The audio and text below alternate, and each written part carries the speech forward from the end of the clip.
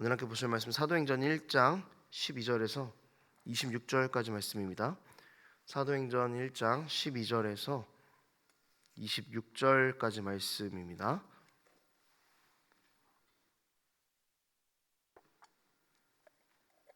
한 절씩 교독하겠습니다. 제자들이 감람원이라는 산으로부터 예루살렘에 돌아오니 이 산은 예루살렘에서 가까워 안식일에 가기 알맞은 길이라. 들어가 그들이 유하는 다락방으로 올라가니 베드로, 요한, 야고보, 안드레와 빌리, 도마와 바돌로메, 마테와 및 알페오의 아들 야고보, 셀롯인 시몬, 야고보의 아들 유다가 다 거기. 여자들과 예수의 어머니 마리아와 예수의 아우들과 더불어 마음을 같이하여 오로지 기도에 힘쓰더라. 모인 무리의 수가 약 120명이나 되더라. 그때 베드로가 그 형제들 가운데 일어서서 이르되, 형제들아, 성령이 다윗의 입을 통하여 예수 잡는 자들의 길잡이가 된 유다를 가리켜 미리 말씀하신 성경이 응하였느니 마땅하도다. 이 사람은 본래 우리 수 가운데 참여하여 이 직무의 한 부분을 맡았던 자라. 이 사람이 불의의 삭스로 밭을 사고 후에 몸이 곤두박질하여 배가 터져 창자가 다 흘러나온지라. 모든 사람에게 알려져 그들의 말로는 그 밭을 아겔다마라 하니 이는 피밭이라는 뜻이라. 시편에 기록하였으되 그의 거처를 황폐하게 하시며 거기 거하는 자가 없게 하소서 하였고, 또 일렀으되 그의 직분을 타인이 취하게 하소서 하였도다. 이러므로 요한의 세례로부터 우리 가운데 올려져 가신 날까지 주 예수께서 우리 가운데 항상 우리와 함께 다니던 사람 중에 하나를 세워 우리와 더불어 예수께서 부활하심을 증언할 사람이 되게 하여야 하리라 하거늘, 그들이 하나는 바사바라 하고 별명은 유스도라 하고 하나는 요셉이요 하나는 마띠아라. 그들이 기도하여 이르되, 무사람의 마음을 아시는 주여, 이 두 사람 중에 누가 주님께 택하신 바 되어 봉사와 및 사도의 직무를 대신할 자인지를 보이시옵소서. 유다는 이 직분을 버리고 제 곳으로 갔나이다 하고 함께 했습니다. 제비 뽑아 마띠아를 얻으니 그가 11사도의 수에 들어가니라. 아멘. 기도라는 단어를 들으면은요, 참 소극적이게 느껴질 때가 있는 것 같습니다. 기도를 하면은 안 하는 것은 아닌데 뭔가 그냥 가만히 앉아 있는 것 같은 그런 느낌이 들 때도 있고요. 어떤 행동을 하면 참 좋겠는데, 뭐라도 할 수 있으면 좋겠는데, 그냥 기도하는 이 모습 자체가 그냥 앉아서 좀 무기력하게 있는 것은 아닌가라는 생각이 들 때도 있습니다. 그래서 기도를 한다라는 그 단어를 쓰는데, 이 한다라는 단어 자체가 상당히 무색해 보일 때도 있는 것 같습니다. 오늘 본문은 1장 초반에 어제 본문에서 이야기했던 기다림이라는 주제와 기도를 연결시키는 부분입니다. 그래서 초반에는 기다림에 대한 이야기가 나오고, 또 기다리면서 오늘 본문에서 성도들은 기도를 했습니다. 오늘 본문을 통해서 기다리는 가운데에서 우리가 하는 기도는 어떤 것인지를 함께 살펴보고 나눴으면 좋겠습니다.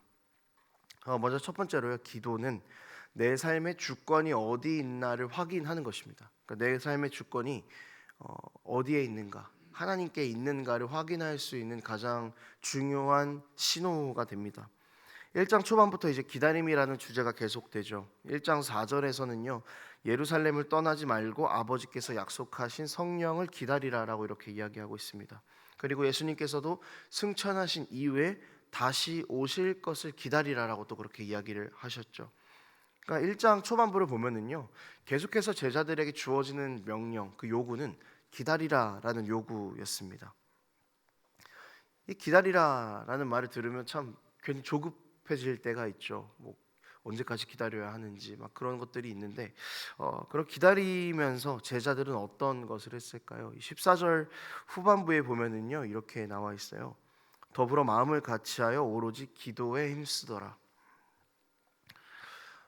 기다리면서 기도한다는 것, 상당히 소극적인 방법처럼 보일 것 같습니다. 기다리면서 기도하는 것보다 그냥 빨리빨리 세상 밖으로 나가서 복음을 전할 준비를 하는 것이 사실은 훨씬 더 적극적이고 좋은 방법처럼 보일 수 있었겠습니다. 그러니까 전략적으로 복음을 전할 방법을 짜고 그런 것들이 훨씬 더 적극적인 방법입니다. 사실 지금 상황 자체도 그렇습니다. 지금 제자들은 승천하신 예수님을 보고, 부활하신 예수님을 보고 복음을 전해야 한다라는 의욕이 그 어느 때보다도 충만해 있던 그런 시기였습니다. 예수님께서 죽으셨을 때는 뭐 전할 것도 없고 어떻게 해야 될지도 모르겠어서 방법이 없어서 그냥 다 흩어져 있다가 예수님의 부활하심을 보고 다시 새롭게 모일 수 있고 살 수 있는 증거를 얻었습니다. 그러니까 자신들을 새롭게 한, 자신들을 구원한 이 예수님의 부활을 전하고 이렇게 빨리빨리 이 사실들을 사람들에게 전파하고 싶었을 것입니다. 계획을 짜고요, 적극적으로 밖으로 나가고 싶었을 것입니다. 그런데 이렇게 의욕이 충만한 이 제자들에게 예수님께서 주신 명령은요, 기다리라라는 명령이었습니다. 너희들의 급한 마음, 너희들의 그 의욕적인 모든 마음들을 잠시 내려놓으라는 그런 말씀인 것이죠. 그리고 제자들에게 너희들이 할 수 있다, 너희들이 해야 한다라는 그 모든 너의 의들을 내려놓고 성령이 오실 때를 기다리라 라는 이야기였습니다. 가장 좋은 때를 구하라라는 것이죠. 그래서 제자들은 기도한 것입니다. 이런 상황들 안에서 제자들이 기도했다라는 것의 의미를 찾을 수 있는 것이죠. 성령이 오신다라는 것은 제자들에게 일종의 이제는 너희가 움직여도 된다라는 허가였습니다. 제자들은요, 성령이라는 허가를 기다린 것이죠. 앞서 가실 성령을 기다린 것이고 자신들을 움직이게 할 성령을 기다린 것입니다.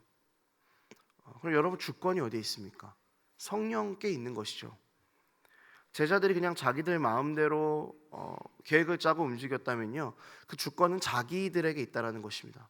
복음을 전하는 주권, 움직이는 동력과 근거가 자신들의 행동에 있었던 것이죠. 하지만 제자들은 기도하며 성령이 오실 것을 간구했습니다. 이것은 모든 주권을 성령께 내어드리는 행동이었다라는 것이죠.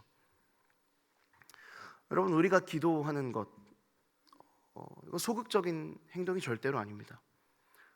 성령께서 우리의 삶을 이끌어 가시고 성령께서 우리의 삶의 주인이 되신다라는 것을 인정하는 가장 적극적인 행동이 기도라는 것입니다. 우리 삶의 주권을 하나님께 내어드리는 이 기도, 이것은 하나님께서 가장 기뻐하시는 우리의 행위입니다. 우리가 지금 이 새벽에 나와서 기도하는 것, 단순한 습관은 아니지 않습니까? 우리가 우리의 삶을 이끌어 나갈 힘이 없어서 내 힘으로 내 삶을 이끌어가는 것에 대해 한계를 느껴서 우리가 여기 기도하러 나온 건 아니겠습니까? 여러분, 오늘 우리가 우리 모든 것들을 다 내려놓고 기도할 때, 주님, 나에게는 내 삶을 이끌어갈 힘이 없습니다. 오늘도 내 삶의 주인은 당신이십니다. 주님께서 이끄시는 대로 따라가겠습니다 라는 이 마음으로 우리가 기도할 수 있었으면 좋겠습니다. 둘째로, 여러분, 기도는요, 순종을 준비하는 과정입니다. 성령의 오심을 기다리면서 기도에 힘쓰던 예수님을 따르던 이 무리들에게요, 한 가지 해결해야 할 숙제가 있었습니다. 죽은 유다의 자리를 대신할 새로운 사도를 뽑는 일이었습니다.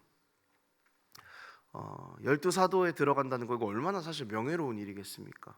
아마 이 사람들 사이에서는 이미 많은 이야기가 오고 가기 시작했을 것입니다. 누가 되면 좋겠다, 이런 이야기도 하고, 뭐 자기들끼리 적당한 사람을 추천하기도 하고, 그런 상황이 조금 벌어졌을 것 같아요. 그러니까 이런 겁니다. 갈라져서 분란이 일어나기 너무 좋은 환경인 거죠. 하지만 분란의 모습이 전혀 보이지 않습니다. 이 새로운 사도를 뽑는 과정에서 유스도라고 하는 요셉과 마띠아가 최종 후보였습니다. 그리고 그 방법은 제비를 뽑는 것이었죠. 제비를 뽑자 그 이름에서는 마띠아가 나왔습니다. 그런데 아무도 여기에 대해서 반론을 제기하지 않습니다. 아무도 이의를 제기하지 않습니다. 사실 지금 같은 시대면은요, 이 제비를 뽑는다는 것 자체가 말이 안 되는 거거든요. 그러니까 후보를 뽑았으면 왜 그 후보가 최종 후보에 올라야 하는지도 검증을 해야 맞는 것이고, 그 후보의 연설도 들어야 되고 공약도 들어야 되고, 모두가 함께 투표를 해서 다수결의 원칙에 따라 투표를 해야 공정한 것이라고 이야기를 할 것입니다. 하지만 이런 과정을 거치지 않고도 아무런 문제가 없었습니다. 왜냐하면 기도하던 이 사람들은요, 하나님께 순종할 준비가 되어 있었기 때문입니다. 그게 기도였던 것이죠. 제비를 뽑아서 누가 되어도 우리가 하나님의 뜻이라는 것을 인정하고 순종하기로 이미 기도를 통해서 마음의 결단이 다 내려져 있었기 때문입니다. 그러니까 이 제비를 뽑았다라는 것 자체가 순종을 전제로 뽑은 것입니다. 혹시 나중에 교회 안에서 누군가를 선출할 때 제비를 뽑는 것이 성경적인 방법이니까 제비를 뽑자 이렇게 우리가 주장하려면은요, 철저한 순종에 대한 전제가 반드시 있어야 되는 것입니다. 제비를 뽑는 방법이 성경적인 것이 아닙니다. 모두가 함께 순종하겠다라는 기도가 성경적인 것이죠. 여러분, 이것을 우리가 반드시 기억해야 할 것입니다. 순종하면서 모든 주권이 주님께 있습니다를 고백하는 것이 성경적이라는 것입니다. 그러면 여러분이 제비를 뽑은 결과에 대해서 가장 상심한 사람이 누구겠습니까? 뽑히지 못한 유수도 아니겠어요? 반반의 확률이었는데 하필 자기를 비껴나가는 거예요. 어쩌면은 태업을 했을 수도 있겠다 싶어요. 나는 사도가 되지 않았으니까 아무것도 하지 않겠다. 나는 더 이상 당신들과 함께하지 않겠다. 뭐 이렇게 상심할 수도 있었지 않겠습니까? 그런데요, 유스도가 그렇게 살지 않았습니다. 끝까지 복음을 가지고 정말 끝까지 성실하게 살았습니다. 후에 그 예루살렘 총회에서 결정된 내용을 가지고 안디옥 교회로 가져가는 사람으로 선정이 될 정도로 정말 유스도는 끝까지 하나님을 사랑하고 복음을 사랑하는 그런 인물로 살았습니다. 무엇이 유스도를 이렇게 만들었겠습니까? 왜 상심하지 않고 계속해서 순종하는 사람으로 만들어져 갔겠습니까? 기도했던 것이죠. 순종하면서 하나님의 뜻을 따라갔던 그의 삶은 기도하는 자가 가질 수 있는 그 순종이 복음에 대해서 얼마나 유익이 되는 것인지를 보여주는 것입니다. 여러분, 기도는요, 순종을 준비하는 과정입니다. 나에게 어떤 삶이 펼쳐지든 하나님의 그 뜻에 순종할 수 있는 사람이 되달라고 간구하는 것입니다. 그리고 그 기도를 통해서 우리가 하게 되는 순종은 하나님 나라를 확장시켜 나갑니다. 순종하는 우리 한 사람을 통해 하나님의 나라의 복음이 흘러가는 것입니다. 그리고 그 복음을 전하는 순종으로, 공동체를 사랑하는 순종으로 교회가 또 그렇게 살아나는 것입니다. 여러분, 우리가 하는 기도는 너무나 중요한 것입니다. 순종할 준비를 하나님 앞에 늘 내어드리는 과정이기 때문에 우리가 또한 기도를 소홀히 해서도 안 될 것입니다. 말씀을 좀 정리하도록 하겠습니다. 우리 기도에 대해서 두 가지를 나눴습니다. 첫째로, 기도는 내 삶의 주권을 확인하는 방법이라는 것입니다. 그리고 둘째로, 기도는 순종을 준비하는 과정이라는 것입니다. 여러분, 우리가 기도하는 이유는요, 다른 것에 있지 않습니다. 하나님 내 삶의 주인이십니다라는 것을 확인하는 과정이고, 하나님 내 삶에 어떤 일이 놓여도 이것이 하나님께서 주신 가장 선한 것임을 알고 내가 순종하겠습니다라는 간구인 것이죠. 그러니 여러분, 우리는 기도해야 할 것입니다. 기도하지 않는다라는 것은요, 내 삶의 주권이 나에게 있다라는 것을 이야기하는 것입니다. 내가 하나님께 순종할 준비가 되어 있지 않다라는 것을 이야기하는 것입니다. 만약 우리가 지금 기도하고 있다면, 하나님 앞에 엎드리고 있다면요, 여러분, 우린 잘 가고 있는 것입니다. 때로는 순종하는 것이 어렵고, 때로는 내 삶의 주권을 하나님께 내어드리는 것이 힘들다고 할지라도, 기도하는 가운데에서 하나님께서 우리에게 주시는 참된 평안함을 누리는 여러분들의 삶이 되기를 축복합니다. 기도의 자리를 지키십시오. 그리고 끝까지 기도하십시오. 끝까지 우리 삶의 주인이 하나님이심을 놓지 마십시오. 그런 우리의 삶이 되기를 원합니다. 기도하겠습니다. 하나님 아버지, 오늘도 우리가 우리 삶을 이끌어갈 힘이 나에게 없어서, 오늘도 내 삶에 선한 길이 보이지 않아서 이 모든 것들을 보여주실 하나님 의지하며 이것 가운데 나와 기도할 수 있게 하심에 감사합니다.